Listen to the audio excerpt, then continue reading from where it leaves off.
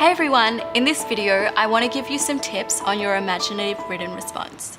Writing creatively can be very daunting, especially for those of you who feel like you may not be very strong writers.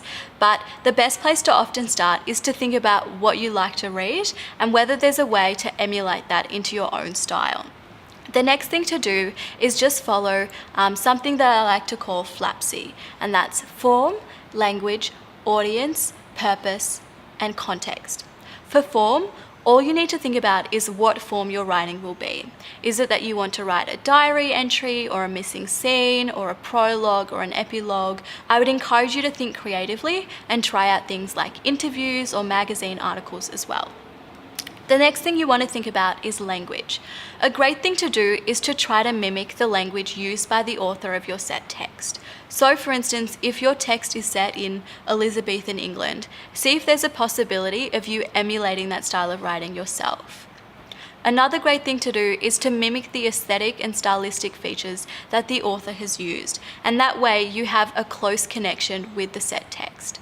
The next is audience, and this just means you have to make your language specific to the audience that you're writing for. So for instance, if you're writing a diary entry, it's very likely that your character is going to be willing to disclose personal information because they're under the impression that no one is going to read that diary. Obviously, if you're writing a speech that's being presented to a wider audience, it's likely that your character is not going to want to disclose any personal information.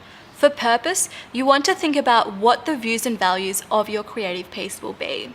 You can't just sit down and write. You need to think about ways in which you can try to use the author's views and values from your set text and make a response to them. So for instance, if your author has stated in their text that unbridled ambition can be destructive, think about whether that's something you want to emulate in your own writing or something that you want to challenge.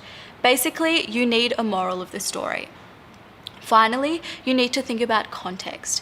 Context kind of links with all of the points I've raised so far anyway, but it's simply referring to the fact that all of the choices that you need to make are based on the specific form that you've picked.